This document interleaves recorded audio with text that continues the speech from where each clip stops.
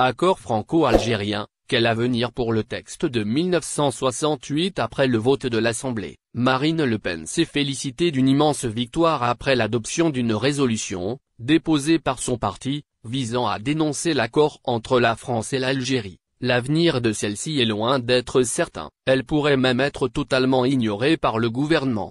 Est un vote historique. Pour la première fois, l'Assemblée nationale a adopté, à une voix près, un texte du RN, coupant définitivement le cordon sanitaire supposé tenir l'extrême droite à l'écart. Le jeudi 30 octobre, 185 députés, dont des élus Horizon et LR, se sont prononcés en faveur de la proposition de résolution du Rassemblement national visant à dénoncer l'accord franco-algérien de 1968, qui crée un régime d'immigration favorable pour les Algériens.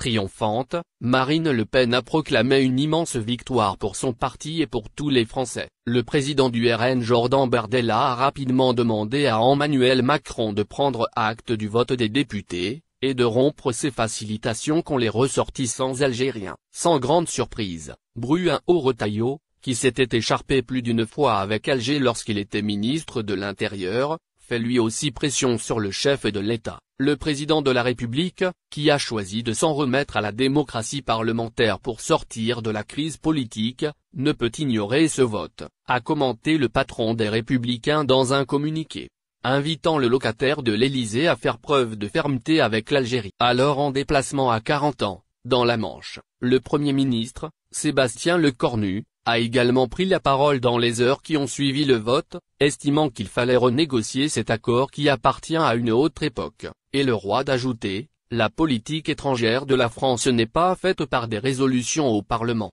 Ce qui n'empêche pas de respecter le vote de ce matin.